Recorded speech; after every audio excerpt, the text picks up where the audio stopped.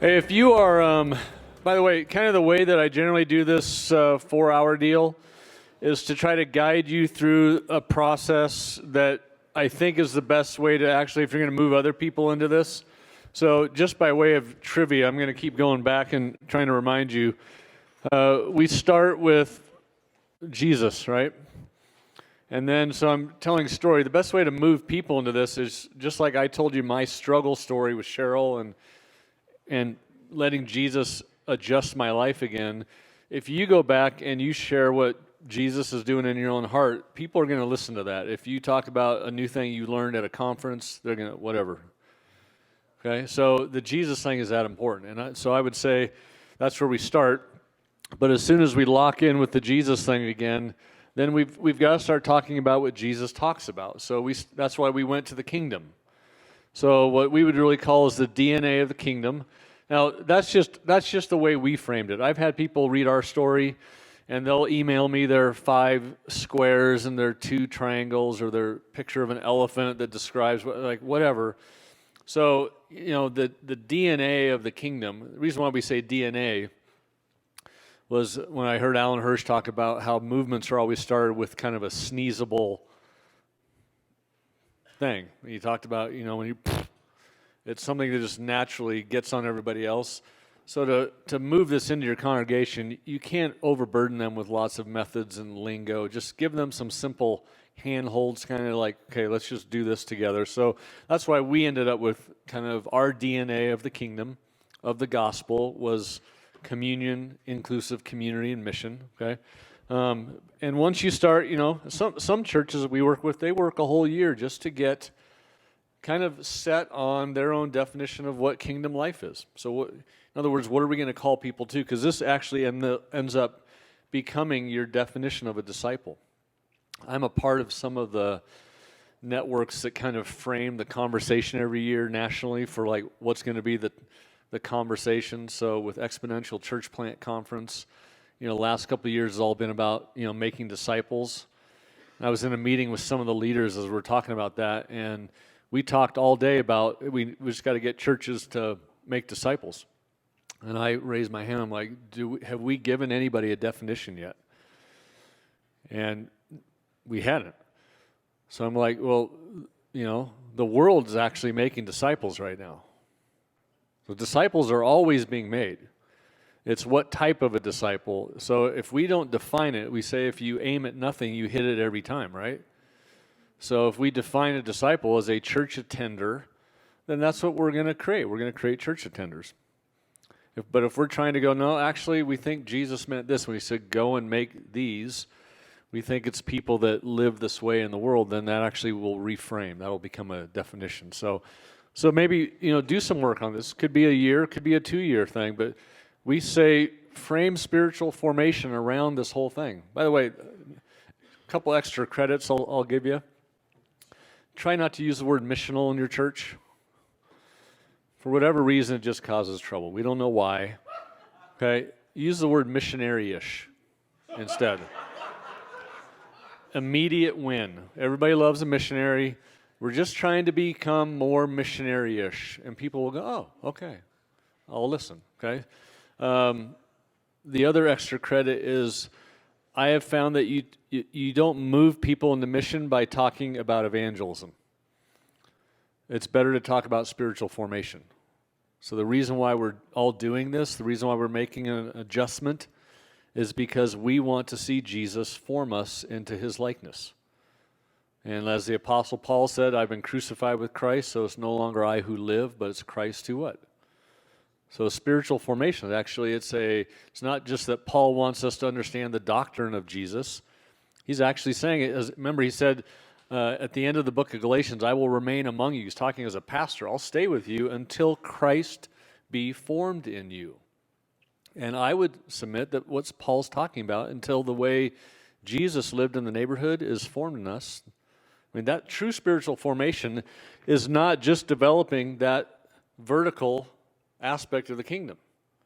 It's actually, if somebody's not comfortable putting on a meal for their neighbors, that needs to be formed. If they're highly introverted or they don't like people into their house, they may not be great at it, but let's lean into it, okay? The gospel always transferred through family and homes, oikos. So let's not just, let it go and let those people do it. Let's say, no, let's all work on it. And if we're not helping people's practical needs, let's work on that. So spiritual formation, disciple making then has to be formed around the kingdom. Why would you want to create a definition of a disciple that's not connected to the kingdom of heaven? I just go, that'd be a waste of time. So, okay, so once we have the DNA set, then we need to actually start talking about structure again, or environments. Because that DNA doesn't just do its thing. It has to generally move in a structure. So when we look at the traditional structure of church, where you have senior leader, some staff, generally paid, that minister to a good-hearted but non-missionary congregation of people, okay? That structure, how does it do related to aspects of the kingdom life? Like, how does it do on the communion aspect? Pretty good, right? All over North America, we have people that are teaching good, solid teaching, provide a place of Christian fellowship, teach people, inner life, spiritual disciplines, how to pray, all that stuff. So that structure does pretty good with that. How does it do on the mission circle? Taking care of orphans, widows, practical needs, stuff like that. Issue of poverty. It used to be great, honestly. Like we did world missions because we actually really believed, let's go help people. The early word evangelical, the original word evangelical actually referred to the strain of Christians that actually were doers and not just hearers. So the ones that started hospitals and started schools and all, those were the evangelicals, the ones that put their money where their mouth was. Okay? But now, not so much, right? So that structure struggles. This structure, I want to say this carefully, okay? But as much as I can discern, the biblical idea of tithing was that monies would be brought together, right? People, based on whatever the Spirit would lead, would consolidate funds. And then the funds would, at least in the Old Testament times, we figure about 90% would be given to the poor. The priest would take a 10% rake off the top, right? So it was a 90% to the city with a little bit to provide for those that were working in the temple. When we teach the tithe in a North American context, we teach consolidation, right? Bring it in. But right now, this structure in America, I don't know how it would be here in Canada, but this structure based off the tithing concept in America spends about 85 to 90% on that. And they feel great if they can get 10% out to people. So that structure, again, I came to faith in the structure. How does this structure do on the inclusivity circle of creating a place of belonging for people? We'd have to put it in the dastardly category, okay? Not good at all. Okay, so in other words, if we just keep doing this structure, we're essentially developing the vertical expression for people without the horizontal, and what the scriptures call that type of a person is actually a Pharisee. So this structure doesn't always, but it can naturally angle towards being a Pharisee factory instead of a disciple of missionaries. And how do we know that? Well, because the world knows all of us and they don't like us. Okay? They shouldn't. Many of us know a lot of things about Jesus. We just don't live the life that he lived, and they know it. And so they call a spade a spade. They know that we are not quite the way that they perceive Jesus to be. So we need a structure that will get that DNA back into the culture. And so this is why when you're reading any missionary literature, we talk a lot about, the missionary community. We always called ours inclusive communities. We called them ICs. So we said we want you all in an IC. Let me actually draw this to where you can read it. But all we would do is we would take this structure and we would just tip it over and open up the back end. Okay? Just tip it over. Now, Our leadership in this structure is more of a hierarchical leadership. Still, I know they're out there. Most of the leaders up here, beautiful people. I don't ever find leaders that just need to be the guy. They're up there because that's the way our church is structured, and they need senior pastors and associates and whatever. But leadership in this structure is based on being up on top or from behind a pulpit. So we try to move people from that area of the structure. When you tip us over into a missionary community, this came out of Daryl Guter's missionary church. He drew this with a line that then showed movement. He said these types of environments or structures actually, as opposed to these, oftentimes they're brick and mortar, right? So they have to wait for people to come to the structure to get help. In these new structures that bring the DNA into the culture, these are moving. These can go into any neighborhood. They can go into any network. They can go into a city soccer league and missionize in a city soccer league. My girls played ice hockey, very high level, all over North America, Canada. You guys like me now? Okay. We started to go, iffy, not sure. But, we're spending 30 hours a week with the same hockey parents, same hockey kids, same ice rinks, same trips. Both the girls would travel 10 times on airplanes every year for hockey. So we went, okay, then we can missionize. We can actually call that a mission field. So we can move in and create a community on mission around that. So as opposed to leading from up on top or from behind a pulpit, where does leadership naturally end up in that new structure? Where are we leading from? Leading from out in front. We're just going to take the same structure and tip it over and move it. We're now at the sort of front edge, and we're part of the leadership of what we call missional people. We just define people not by priest and laity. We all know part of the Reformation was that we would do away with that division. That division is still as strong as it ever has been. Okay, so we know that should not be the case.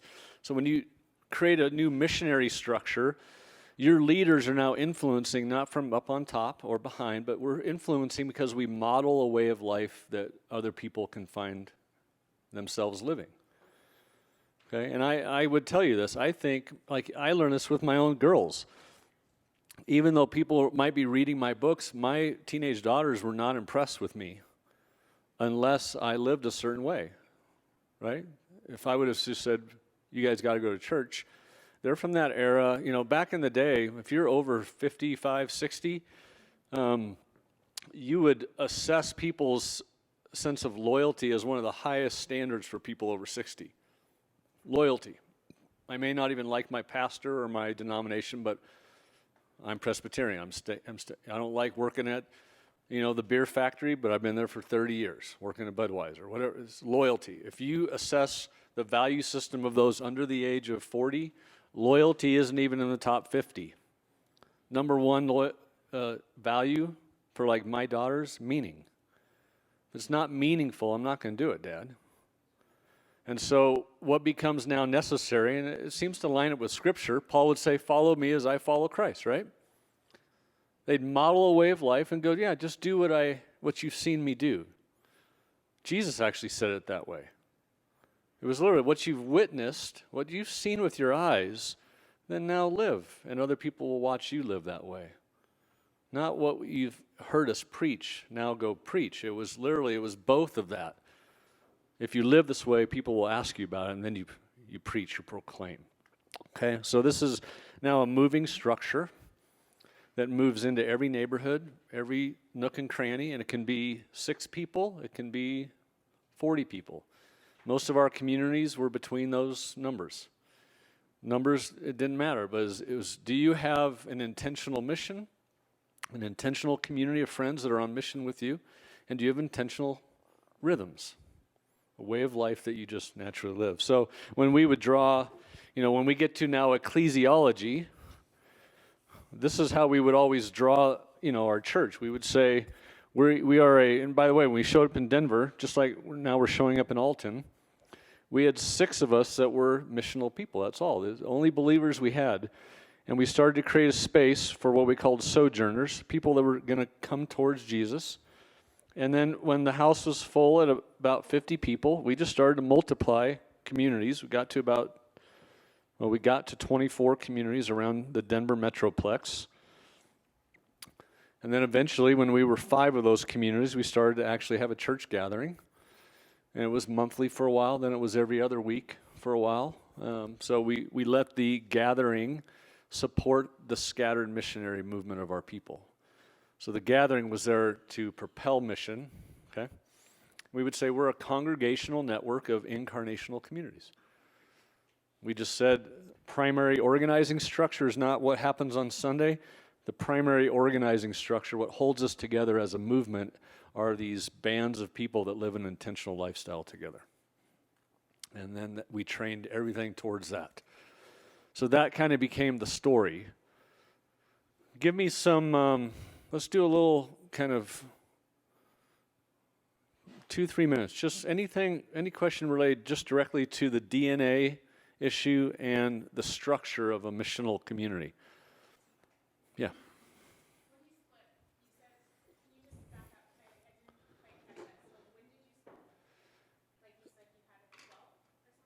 No, when we first showed up in Denver, there were just 6 believers. And then we kind of missionized the next 40 people.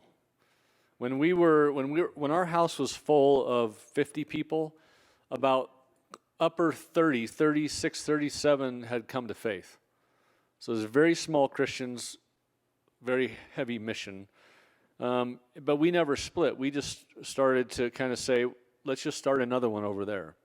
And we did. We sent a few people, but it was more like, you already live over there, so we're just going to start another one in Matt Marin's home instead of the Halter house. No, we just kept doing our community. Yep. So, and that's kind of how we ended up. So.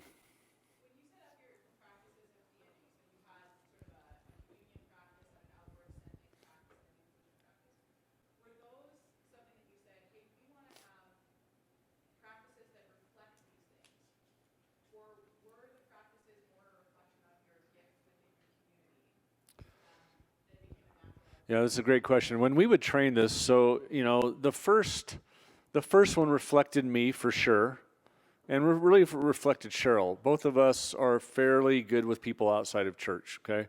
But as we started to watch communities form, they actually would form based on a strength in one of those circles, doing decent at a second, and really being lousy at a third. Okay, so the coaching became, how do we help strengthen the weakest side of? So some would start from almost a Bible study perspective. So they were used to leading Bible studies, so I'm good at that. Some people were just great throwing parties, very, very gregarious with lost people, but they didn't really want to do a Bible study. They just wanted to party with people. We'd have to go, no, we're doing more than parties. So we have to coach them in how to lead towards a spiritual conversation, that type of thing. We had some of our communities that started from pure mission. We got a heart for homeless people down on Elm Street. So they found friends that cared about homeless people. So they started purely from a mission perspective. And then we'd have to coach them on the other 2 as well. So when we were, almost done with that story, we had assessed that about 6 to 7 of our communities had most of the evangelistic stories. So it does reflect kind of the angle. The ones that were led by really great shepherding types of people tended to get more of the young couples that needed shepherding, and the teaching became more important. We didn't really care as long as they were still hitting all the sides of kingdom life. So we would tell them, it's not our goal that all of your communities reach lost people. We had one of our communities that was led by all the old people. So we had 5 beautiful people that were over 60, and they loved us. They came from another old church that died, and one day Connie, she just goes, are we like the worst community here?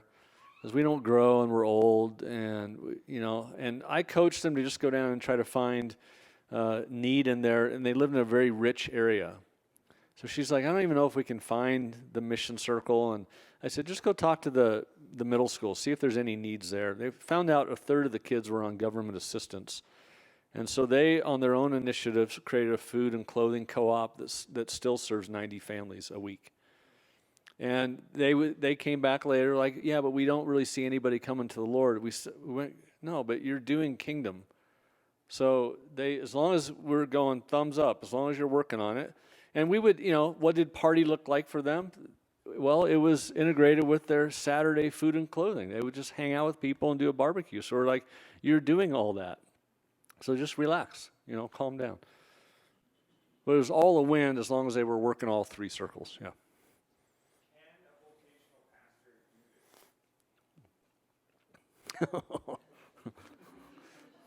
Well, I will be honest with you, and I will tell you that laity can start doing this tomorrow.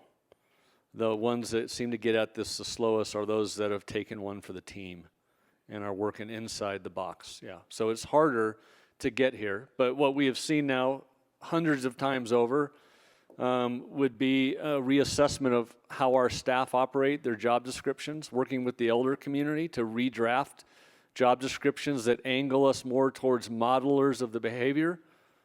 And we've seen massive shifts in that type of thing. So yeah, it can be done, but you can tell that most of us, we're not sort of initially trained to be missionaries.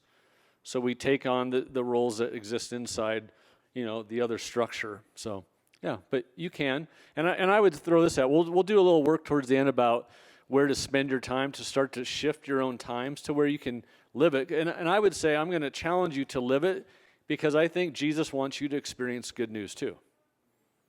I don't think you're supposed to just take one for the team so much to where you just highlight everybody else's life in the neighborhood. I think your wife and your kids want to experience this stuff too. My kids, I'm in Alton, Illinois because my two daughters and my wife we remembered what it was like to live like this. Let's go do this again.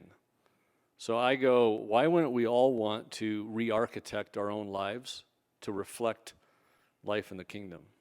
But yes, it will be harder work to get there. I usually tell pastors to give it a 2-year re-architecture season. And one follow-up question.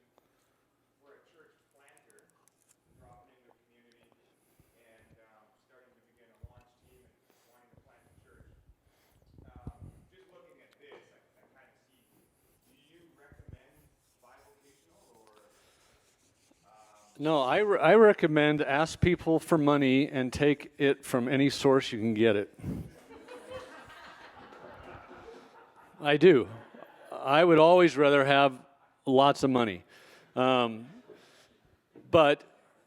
you can tell what is happening. You just see where the puck is sliding, if we say it that way.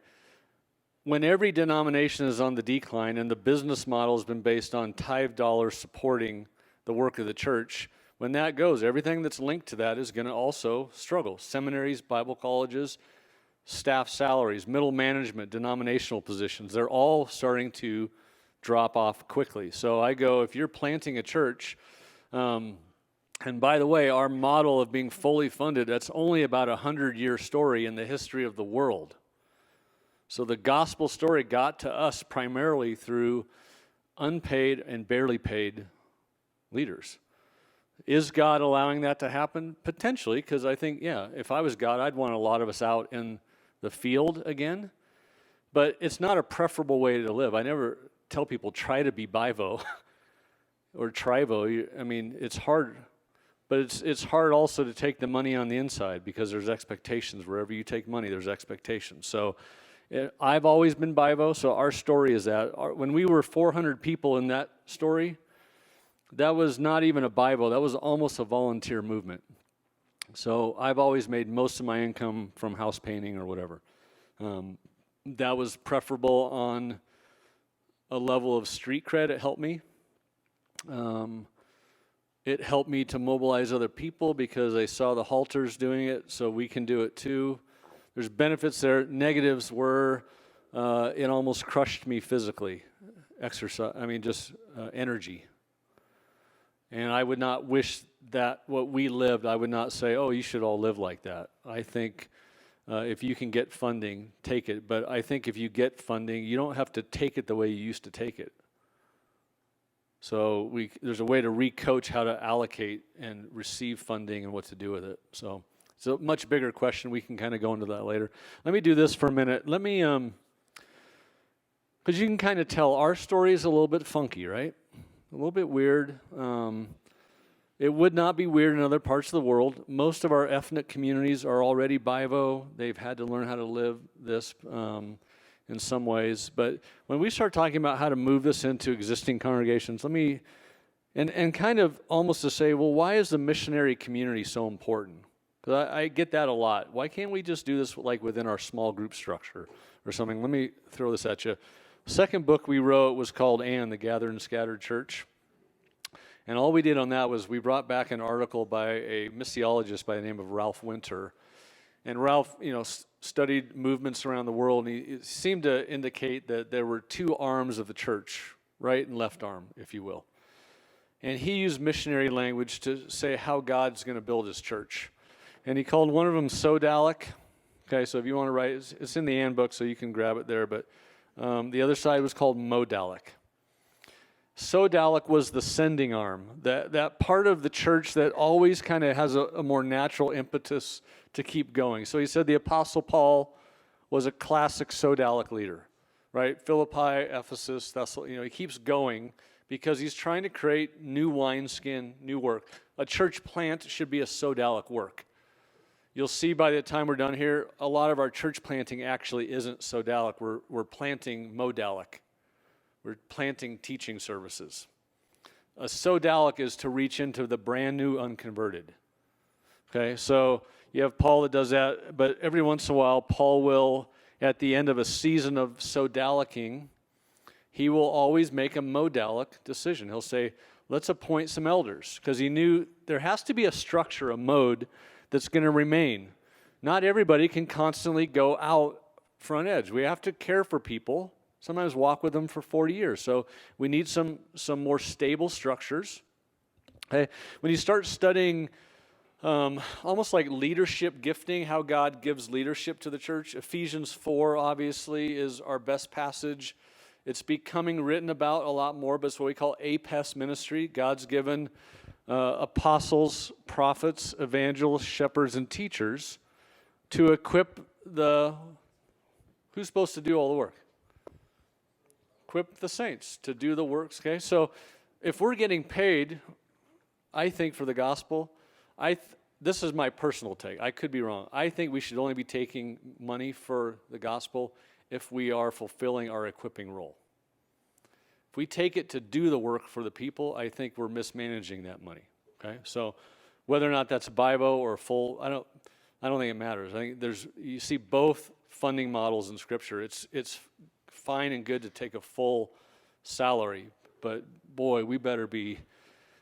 Even if we're a gifted teacher, we should also be teaching people how to feed themselves. If we're a gifted shepherd, we better teach them how to care for their friends. I shouldn't get paid to be the evangelist for our church, so I made sure I gave most of my time to equipping other leaders of other communities to create evangelistic environments. Okay, so what Alan Hirsch says, though, in relationship to this, though, was that in the APES model, the apostolic prophetic evangelists tend to be more natural towards the Sodalic, right? So those that start churches tend to be more entrepreneurial. Prophetic is more at street level, like what this city really needs. They know how to take gospel and actually make it make sense to normal people. Evangelists create warm space for people to come to Jesus, right? Those tend to create what we call new conversion fruit. Shepherd teachers tend to be more adept at caring for people long term within the structures. Okay? When we start talking about the decline of the church in North America, Ralph and others would point to the fact that when the apes began to leave the building is when we started to see trouble. So the decline of the church in North America really started in the 50s and 60s, and so what started to spring up during those years? Parachurch, Youth for Christ, Young Life, Crusade, Navigators, Billy Graham Association, Luis Palau Association. So, and we called them parachurch. Ralph, and I think the scriptures wouldn't give us a category for parachurch. They go, no, the apes left the building. And then our poor shepherd teachers are down here trying to reach lost people, but they're fulfilling the shepherd teacher function, which are not Sodalic functions. So they're to care for those that already believe and are struggling. And so we don't get fruit. Well, when we started to see the decline during the 70s and 80s, the church tried to make an adjustment to fix it. And by that time, all of our seminary training, ministry training, it's all geared to training the shepherd teachers, correct? And yet these people, they love lost people too. So they're trying to preach better, make more programs. So during the 70s and 80s, we have what's called the church growth movement, coupled with the small groups movement, which we're trying to get sodalic fruit by doing modalic stuff better. And so we started small groups.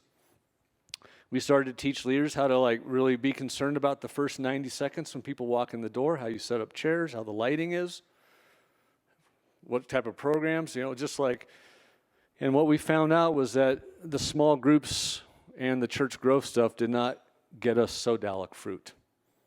So what Ralph talked about, and this is why it gets to missional community, he said anything south of the border is what he called first decision experiences. In other words, to go to church on Sunday, all you have to sort of do is make the first decision to believe in Jesus and show up. Okay? And so what would we do on Sunday for them? We shepherd and teach them, right? We'd try to get them into small groups. We thought, well, maybe that will get us farther down the road. And what did we have them do in small groups?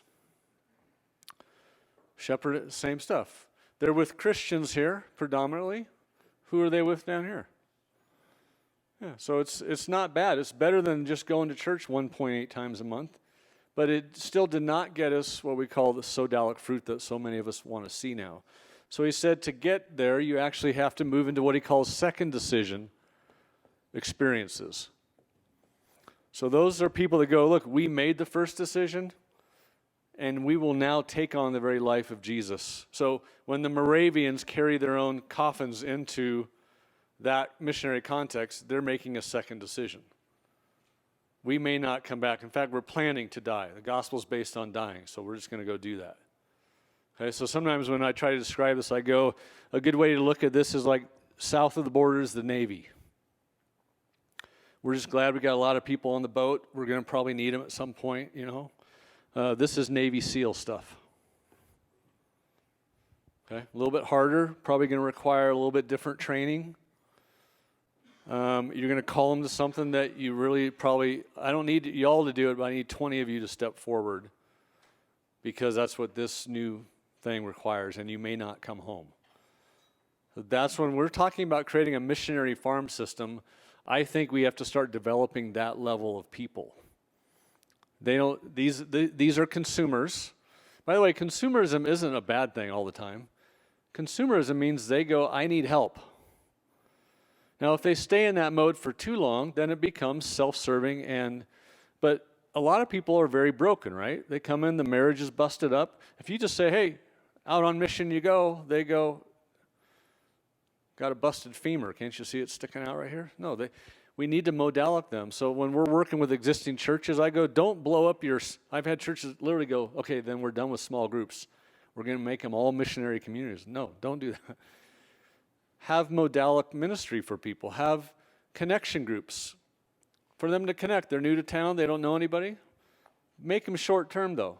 This is all triage. It's prep. So say for 6 weeks, we got these little connection groups. Have Bible study groups down here. People don't know anything. Say if you've never studied the Bible, we're going to teach you in 12 weeks how to study the Scripture for yourself. I'd have recovery groups. Marriage recovery, divorce, whatever. So love people down here. No strings attached. If you never go on mission, we'll still be here. But also start to move towards a more sodalic missionary development, where now you're developing, I'll say the difference between what we say of a missionary community and a typical small group. This is a one circle experience. So which circle am I talking about? Communion, right? Small groups, generally communion-based. Sunday, communion-based. Up here, I say it's a three-circle experience. Okay? That's all that's different. So now you're coaching people and just adding an element of life that's more intentional, that has some rhythms. These people, you can hope that you can get them to live a more rhythmic kingdom life, but they're probably not going to. There's no accountability to a Sunday church experience, usually. We hope that they get wrecked by the word and But we just know it usually doesn't take, right? Up here, this is actual training, coaching, accountability to an actual way of life. Does that help out at all? In understanding, like, you can't move your whole congregation all at the same time to this. It also tells us that we should love both sides. What Ralph actually talked about once was that these modalic people may not even understand what it takes to do this stuff up here, but they will usually fund it. Okay, they love Jesus. Nobody ever told them that they had to go be missionaries. I was with Missouri Synod Lutherans in St. Louis last week. Learned that my own town now was the largest population of Lutherans in America, and I was giving them this talk, and I was like, "Tell me a little bit more about your history." And they were like, "Our problem is that during the 40s and 50s, we had so many Germans rolling into St. Louis, we could not build buildings fast enough." And he said, so that taught us, and then we created the seminary. All we had to do was teach people how to preach, and they were off and running because the buildings would fill up. He said we never had to teach our leaders how to be missionaries. We weren't in a missionary context. We were in a successful attractional, like literally, the attraction was we built you a room, and now it's full. He goes, that's why we're all struggling. None of us know how to live like this out there. And they're not coming anymore. So now they're saying they think they could be done where they could not hold enough people. They think they could be done in about 8 to 10 years as a movement. I'm hearing that now from more and more denominations. And that, to me, it's a leadership. Our leaders don't know how to live the gospel. Okay, so, what this says is, let's acknowledge where we're at. Let's not beat each other up. Let's figure out, do we have strong modalic ministry? Great. If you do, you got a good Sunday, you got good programs, celebrate that. We've done a good job on one side of the church. But if you go, you're right, we don't have a whole lot of sodalic leaders in the room. The apes have left the building. Then that becomes how you pray and you lead into it, and you start finding people that are street-level missionaries. Start trying to bring them into your context. And after lunch, I'm going to walk you through kind of some processes that we use with existing churches to start developing the sodalic side, okay? So I just want you to know kind of where we're going. But to me, this helped when I saw this. I got Ralph's article when I joined a missions agency back in, it was probably 15 years ago. And I was trying to understand myself because I am a big, hairy ape. I don't really even like much of this stuff. I understand it though. And I used to judge the multitude. I get mad. Why won't everybody go do this? I used to complain to my wife. I remember one argument, I was getting mad at other people for not doing what we were doing, and she's like, kind of like what you said, well, sweetie, you're pretty good at hanging out with lost people. I remember I walked to the front door and I went, oh, so this is like rocket science. I just open up the front door. I literally open.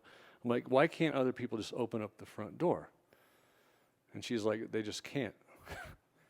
They don't know what to say when people come in, and they can't even get people to the front door like you seem to get them to the front door. I was like, yeah, but why is that hard? I just called across the street, hey, Joe, you guys want to come over for dinner tonight? She's like, I know, sweetie, but that's hard for people, okay? So I think what Ralph was onto is that God can build his church, but he's not going to be able to reach into the lost community unless we start getting this other side activated. It also says we need to pastor our congregations to this. After lunch, I'm going to suggest a 10% a year strategy where you can begin to move towards the sodalic. So by year 2, you're into what we call the tipping point that will actually change essentially the plumb line for the entire congregation. Okay, so, and you won't have to destroy anything, wreck anything, stop anything, but you will have to add something. Okay, so why don't we do a little lunch? Any directions on lunch? 15? A little Q&A time? Let's do that. Just because I'm tired of talking. So, yes. When you start your missional community, how big of a factor is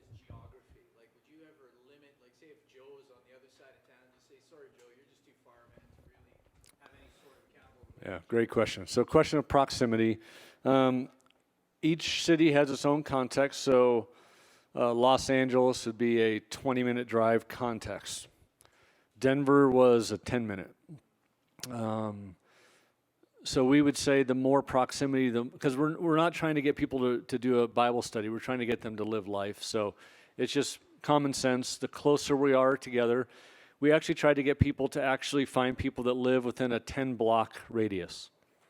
So they could just do spontaneous. They see each other at the park. Hey, why don't you come on over? And some of their lost friends are there. Hey, you guys come join us too. So it was that type of stuff that gets the natural flow. But we would say Soma does the same thing, either neighborhood or network. So we would give some freedom to network.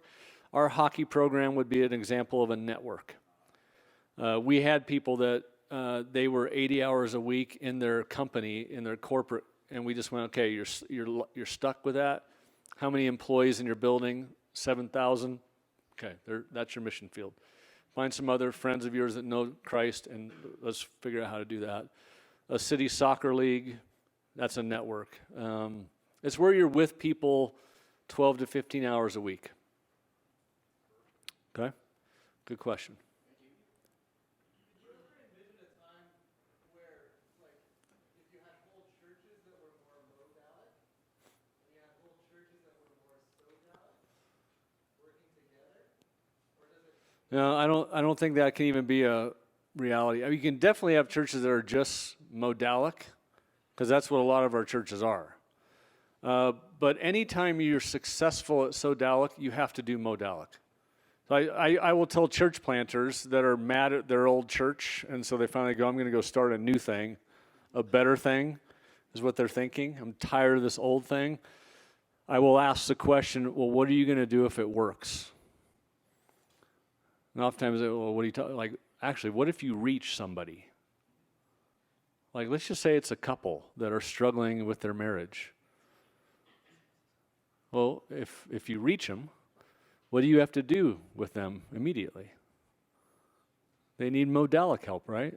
So a lot of church planters think we just get to do the cool stuff, hang out in the bars and, no, actually, if it works, you're going to be pastoring people that have deep pornography addictions and don't know how to parent their kids. And so we're actually all in the same exact boat, honestly. And I tell existing churches, as soon as you start piloting missionary communities from your existing church, you're actually doing exactly what a church planter should be doing. It's the same activity. You're just planting from within your congregation.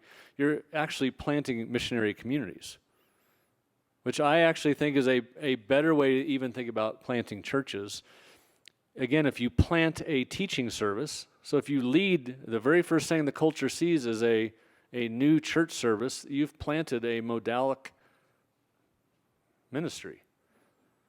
So I always go, before you lead off with a modalic ministry, plant missionary community, embed missionaries. So embed missionaries, then plant missionary communities, and then learn how to structure that into a congregational modalic movement.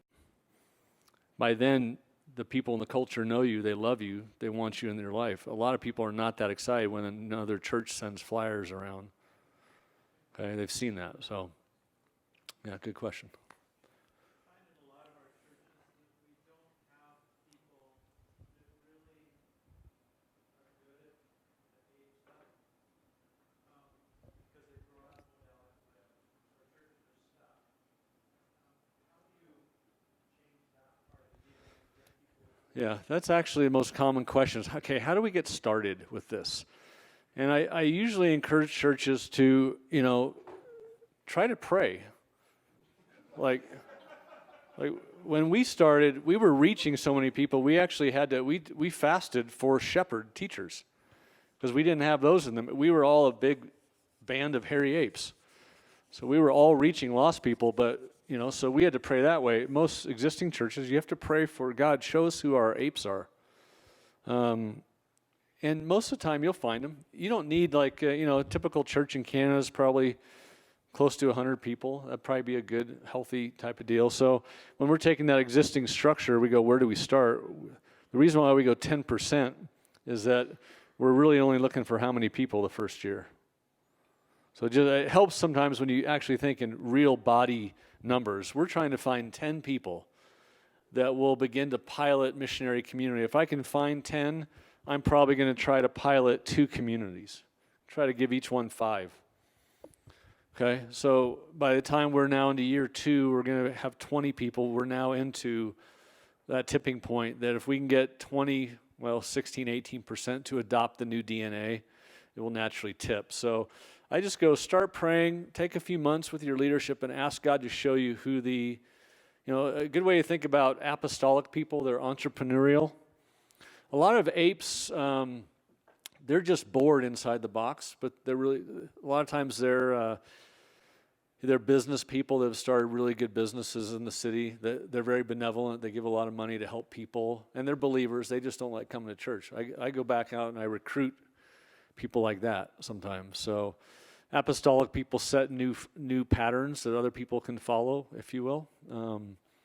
They create, kind of like in the Alton story that we're doing. When we showed up, we didn't know what to do, and I just thought I would just start doing this again, just relational neighborhood communities. And then a guy gave me a building. So all of a sudden it became, okay, what do we do with this? Like, what would be good news to the city? So since it has no coffee shop or breakfast joint or space to hang out and connect, there's no place where white and black folks hang out together. We went, well, let's make a venue space. So we're going to have the only coffee roastery in town, the only all-day breakfast thing. All those things are now happening, but that's more apostolic. It's entrepreneurial. You're creating dust. So find people that are already, I remember even like a megachurch pastor after this training, he actually said, he goes, I'm an idiot. I'm like, I'm Hugh Halter. Nice to meet you. I'm like, well, what do you mean? He's like, I used to run the most successful real estate company in our city. Everybody, we gave tons of money away. Everybody loved us, and then I got asked to be the teaching pastor at this mega church, and I thought that was my entrance to ministry, so I took the job. And he lost his apostolic position in the city. He eventually then resigned his salary, stayed on as a teaching. He goes, I love to teach. I'll teach for free. Just let me do that. I'll be your main teaching pastor. But he went and restarted his real estate company and immediately gained the apostolic street cred again. So you look for people like that, okay? Prophetic people are the ones that literally care for the real needs of the city. So find the people that care for the poor, the marginalized. Ask them what they're doing. A lot of prophetic people are already doing works in the city. They're just they might show up to church actually ask them to start community based on what they care about. Evangelists are, best way to describe evangelists, and I actually think the best evangelists today are going to be the introverts.